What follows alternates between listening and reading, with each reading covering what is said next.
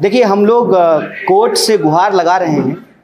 Court भी इस पूरे मामले को देख रही है और सुप्रीम कोर्ट के आदेश से राम मंदिर का निर्माण हुआ है। तो मैं उम्मीद करता हूं कि ये ऑनरेबल कोर्ट की भी नैतिक जिम्मेवारी है कि इस मामले में वो इंटरवीन करे, जैसे वो दूसरे जनहित के मामलों में इंटरवीन करते हैं, उनको इस मामले में इंटरवीन करना चाहिए। जहां तक राजनीतिक कार्यक्रमों की बात है, हमने आपको स्पष्ट कर दिया। नेता प्रतिपक्ष राहुल गांधी का कहना है कि धर्म के नाम पर कोई राजनीति नहीं होनी चाहिए। इस देश में अगर राजनीति करनी है तो शिक्षा पर करें, सड़क के सवाल पे करें, सड़क पे हो रहे गड्ढों पर करें। जो इस देश की अर्थव्यवस्था जिस तरीके से आज बहुत ही गंभीर स्थिति से गुजर रही है, हम उन मुद्दों को उठाएं। जनहित के जो रोजी रोजगार, कपड़ा रोटी मकान, नौकरी, पेपर लीक के सवाल हैं, हम उस पर राजनीति करें। हम धर्म पर कोई राजनीति नहीं करेंगे। सुप्रीम कोर्ट के बारे में काफी सारे ऑपोजिशन पार्टीज ने डिस्ट्रस्ट दिखाया है, खास करके महाराष्ट्र में जहाँ पे शिवसेना का जो रिजल्ट सुप्रीम कोर्ट ने लगाया नहीं है। तो इस बैकड्रॉप में क्या आपको भरोसा नहीं है सुप्रीम कोर्ट की ये भी तटस्थ भूमिका अथवा है?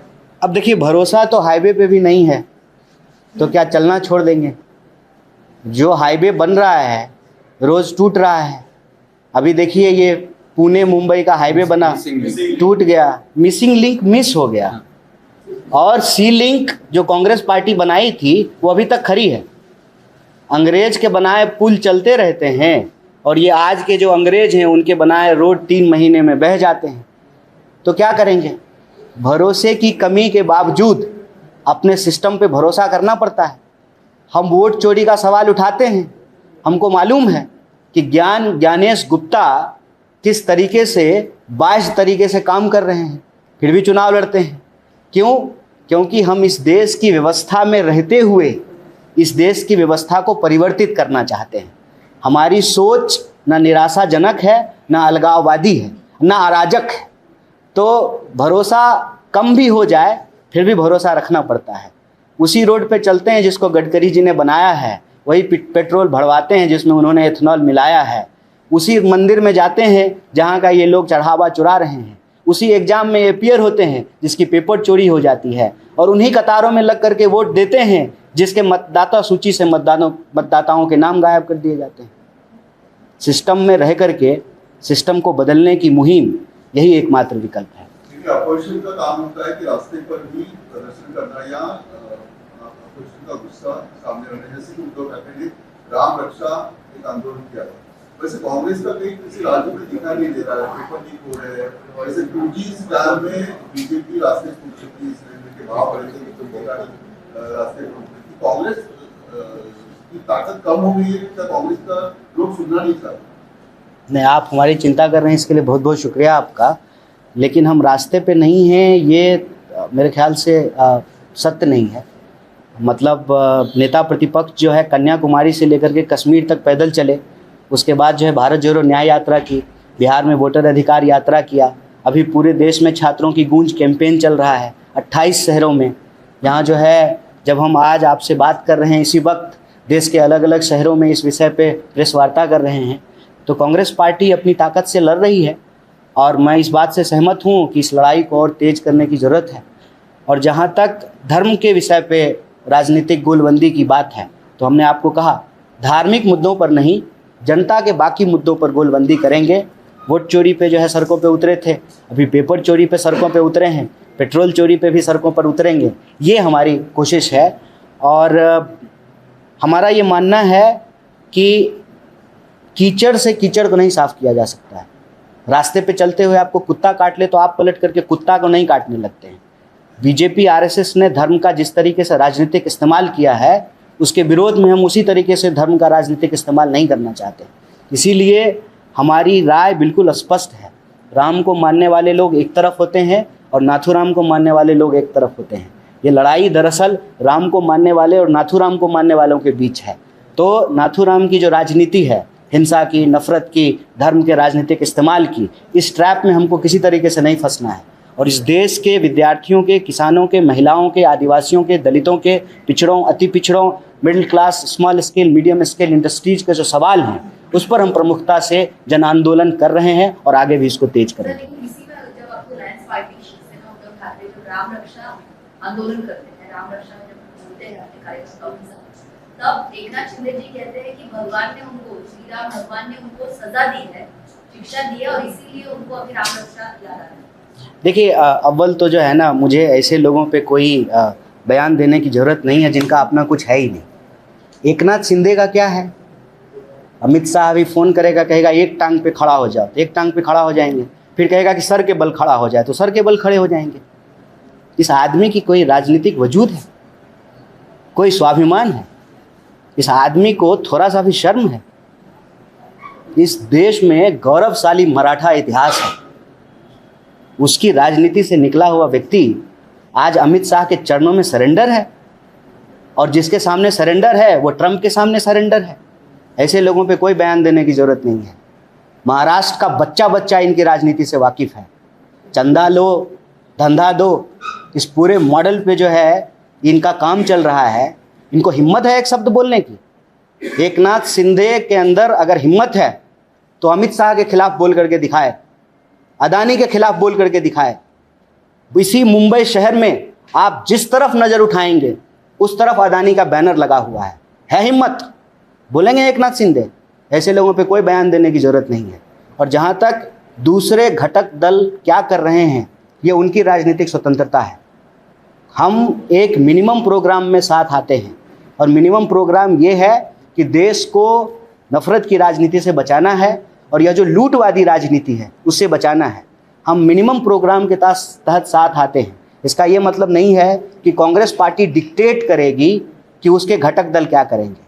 घटक दल स्वतंत्र हैं अपनी राजनीति करने के लिए, वो अपनी स्वतंत्र राजनीति कर रहे हैं, उस पर हमको कोई टीका टिप्पणी नहीं करनी है। शरद पवार एकनाथ शिंदे से मिलते हैं, जब एकनाथ शिंदे तीसरी बार शिवसेना होते हैं, उसके बावजूद भी शरद पवार जो है जब विधान भवन में 30 साल के बाद जाते हैं और एकनाथ शिंदे से मिलते हैं, इस पर संजय राउत ने भी जो है नाराजगी जताई। नहीं, देखिए क्या है ना कि आज इस देश की राजनीति क्रिस्टल क्लियर हो चुकी है, बिल्कुल साफ हो चुका है।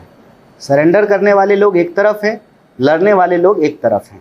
जिनको लड़ना है इस देश को बचाने के लिए, इस देश के किसानों, विद्यार्थियों, मजदूरों, महिलाओं, आदिवासियों, पिछड़ों, अति पिछड़ों, जिनको इस देश की पहचान से प्रेम है, जो इस देश के स्वाभिमान को बचा करके रखना चाहते हैं, जो एक अकाउंटेबल गवर्नमेंट चाहते हैं, जो चाहते हैं India as a nation state वो किसी के सामने सरेंडर नहीं करे, किसी भी विदेशी शक्ति के सामने सरेंडर नहीं करे, वो एक तरफ है, वो सड़कों पे हैं, वो रास्तों पे हैं, वो संघर्ष कर रहे हैं। बाकी राजनीति में हर कोई स्वतंत्र है, कौन किससे मिल रहा है, कौन किसके साथ जुड़ रहा है, ये उनकी राजनीतिक स्वतंत्रता है। लेकिन देश आज इस बात को देख रहा है कि चाहे मामला धर्म का हो, शिक्षा का हो, विकास का हो, पेट्रोल का हो, किसी भी जनता से जुड़े हुए विषय को आप उठा करके देख लीजिए, यह सरकार हर मोर्चे पर फेल है, और इसके खिलाफ कांग्रेस पार्टी एक निर्णायक मुकम्मल लड़ाई की ओर अग्रसर है। जो भी साथी हमारे साथ इस लड़ाई में साथ चलना चाहते हैं उनका तहे दिल से स्वागत है, और जो साथी इस लड़ाई में नहीं चल पा रहे हैं उनका तहे दिल से बहुत बहुत शुक्रिया है।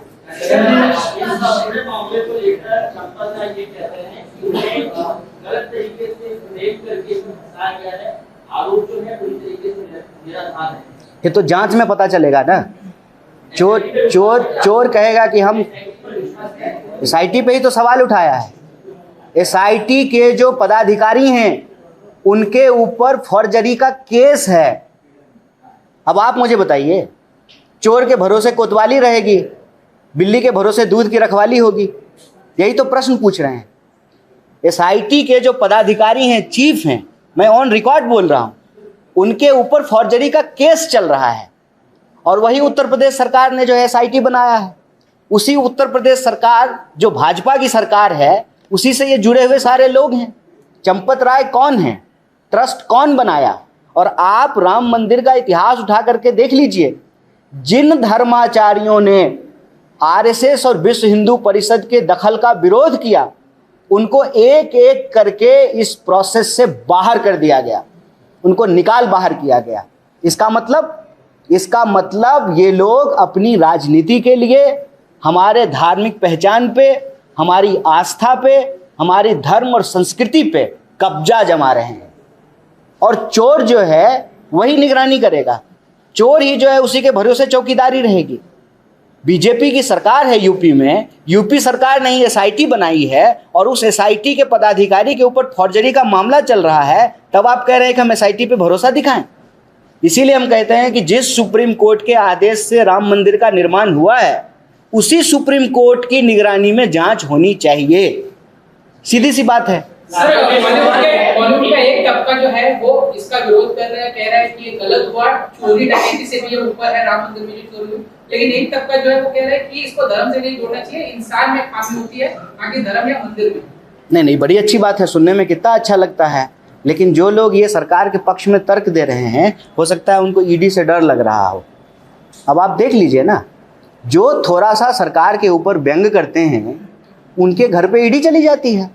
तो जो ये अभी गोल गोल गाल बजा रहे हैं, हो सकता है कि उनको ईडी से डर लग रहा हो। सीधी सी बात है, चोरी हुई है मंदिर में, महापाप हुआ है। उस चोरी के जो दोषी हैं, जो चोर हैं, उनको पकड़ा जाना चाहिए।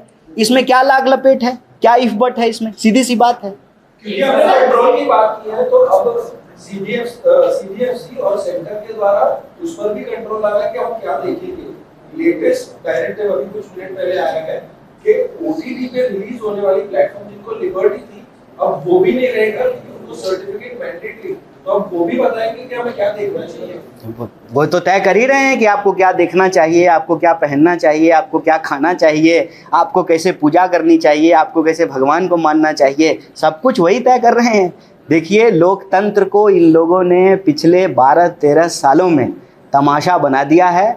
वक्त आ गया है कि लोकतंत्र के इन लुटेरों को, धर्म के और आस्था के इन लुटेरों को, पेट्रोल में एथनॉल मिलाने वाले चोरों को और पेपर चुराने वाले, वोट चुराने वाले इन चोरों को मुकम्मल जवाब दिया जाए। वो तो देखिए, हम तो सुप्रीम कोर्ट से जांच की मांग कर रहे हैं, फिर सुप्रीम कोर्ट को जो उचित लगता है वो सुप्रीम कोर्ट करें। आप मांग करेंगे?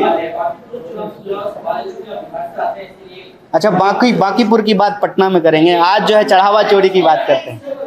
द्वारा आरोप लगाया जा रहा है कि जब उनकी टाइप की कांग्रेस जब आपकी सरकार थी, मुंबई की सबसे प्रसिद्ध मंदिर सिद्धिविनायक मंदिर में दान पेटी चोरी हुआ था, तब उस वक्त आवाज नहीं उठाई गई, लेकिन अब राम मंदिर की आवाज उठाई जा रही है। यार, वो तो गनीमत है कि राम मंदिर की चोरी के लिए नेहरू जी को जिम्मेवार नहीं ठहराया गया। बहुत सारे कुतर्क आने बाकी हैं। ये तो आपने नया सुनाया है। मैं तो रोज़ स्क्रॉल करके ढूंढता हूँ कि कोई बीजेपी का समर्थक ये क्यों नहीं बोला कि राम मंदिर में चोरी के लिए नेहरू जी जिम्मेवार हैं। इसका कोई मतलब है? सरकार आप चला रहे हैं, ट्रस्ट आपका है, आपके लोग ट्रस्ट में बैठे हुए हैं, रोज़ करोड़ों रुपया चुरा रहे हैं, राम को लाने के नाम पे वोट आप मांग रहे हैं, सब जगह जो है घूम घूम करके अपनी पीठ आप थपथपा रहे हैं, और जब आप चोरी का मामला आ रहा है तो आपको कांग्रेस याद आ रहा है। 1 मिनट हमारे हाथ में शासन प्रशासन दे दीजिए, दूध का दूध पानी का पानी करेंगे। चोरों को पकड़ करके, छोटा चोर हो या बड़ा चोर हो, सारे डकैतों को पकड़ करके जेल में डालेंगे। गणेश जी, एक सवाल इसी से जुड़ा है जांच के लिए। उद्धव ठाकरे जी जो है अपनी मुहिम चला रहे हैं कि जो चोरी हुई है उसके खिलाफ कार्रवाई हो, सड़कों पर उतर रहे हैं, यज्ञ कर रहे हैं, आरती कर रहे हैं। इंडिया गठबंधन का जो पैनल बना था उसका वो भी पार्ट थे आप कांग्रेस के, बड़े मुद्दों को लेकर के उनके साथ सड़कों पर उतरा रहे हैं। तो क्या कांग्रेस की रूपरेखा उनके सहयोग में होगी? इंडिया गठबंधन को साथ में लाने की कोशिश किया जाएगा इस अहम मुद्दे पर? देखिए, इंडिया गठबंधन एक लार्जर पॉलिटिकल इशूज पे बना है। वो इशूज आज है। आपको लगता है प्रश्न नहीं है? अच्छा, प्रश्न पूछ लीजिए, मुझे जवाब दे लीजिए। ठीक है, वो लार्जर इशूज पे बना हुआ है। बाकी जो मुद्दे होते हैं उन मुद्दों पे कार्यक्रम करना, आंदोलन करना, राजनीति करना, उसके लिए सारे जो है राजनीतिक दल स्वतंत्र हैं। और पार्लियामेंट में कोई चीज़ कैसे बनेगा, कैसे आगे बढ़ेगी, क्या इशू रेज किया जाएगा, वो पार्लियामेंट्री बोर्ड डिसाइड करती है। आज तो हम आपके बीच में एक बहुत ही ज़रूरी और शर्मनाक विषय लेकर के आए हैं। आप मुझे सोच करके बताइए, मंदिर में चोरी हो जाना, इससे बड़ा भी कोई पाप है क्या? और ये पाप जब हुआ है तो पापियों को पकड़ा जाना चाहिए ना। आज तो यही विषय है, और हम आपके माध्यम से देश की जनता से यही अपील करते हैं कि राम के नाम पर चोरी करने वाले, आपके आस्था के साथ धोखाधड़ी करने वालों को पहचानने का वक्त है। और जो आपकी आस्था के साथ खेल रहे हैं उनको जवाब देने का वक्त है। यानी कन्हैया जी ये माना जाए कि कांग्रेस अब मैं आप लोगों से इजाज़त चाहता हूं। मेरे ख्याल से आपके पहले राउंड के सवाल का जवाब मैंने दे दिया। बहुत बहुत शुक्रिया, बहुत बहुत धन्यवाद।